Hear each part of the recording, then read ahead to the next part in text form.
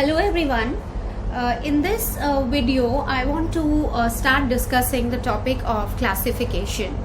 So let's go over the slides and try to understand what is classification, and we will be focusing on decision trees, which is a very specific type of a classification model. So let's get started. So first of all, I want to talk a little bit about supervised learning. So this is the topic that we discussed in our very first session, and this is more of a revision for that from that perspective.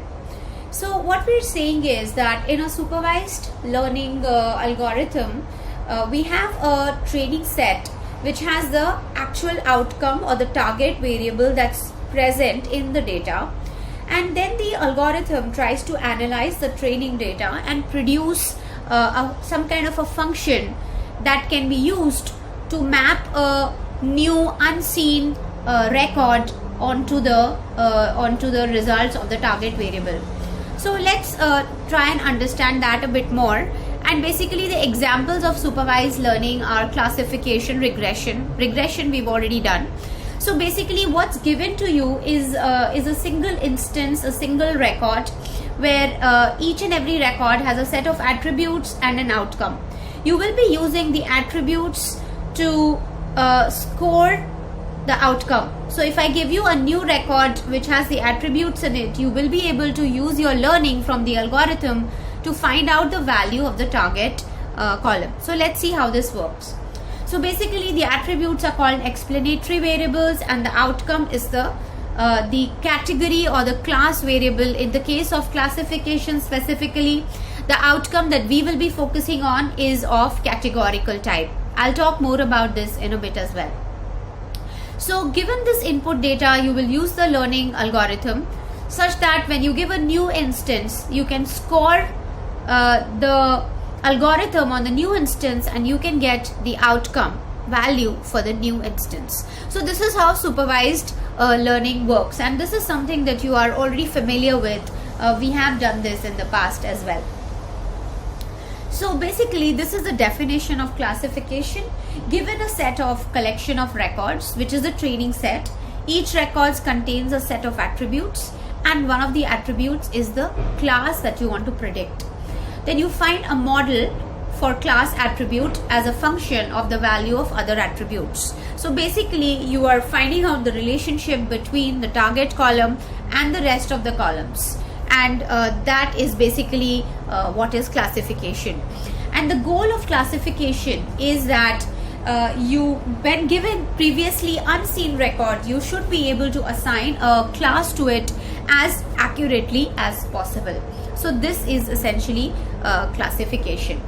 Now the training set, as we know, is used to learn the algorithm, and the test set is used to determine the accuracy of the model. So we have discussed this when we were doing regression.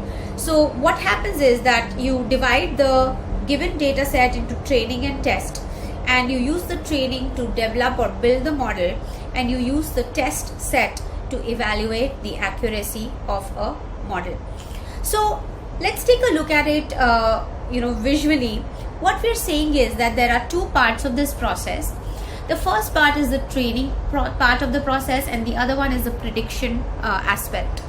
So what happens in training is you take a label data set where the label corresponds to the target class attribute that you want to predict, and then you process the data, meaning you prepare the data, you learn the algorithm, and then after that what you do is that you go to the prediction aspect of the process.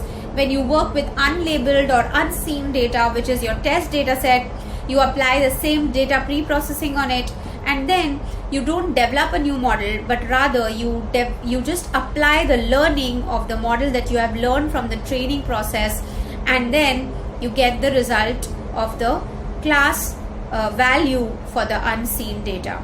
So this is basically how classification works. And let's see a few examples of classification.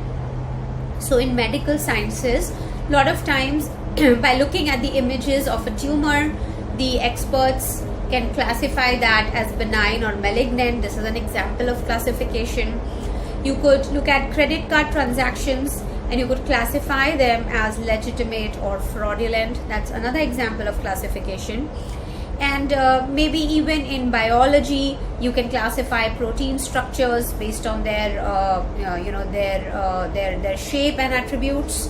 And you could even classify news stories into finance or weather or entertainment, depending on the contents of the story. So I'm going to end the video here, and in the next video I'll start talking about decision trees, which are a specific type of a classification technique.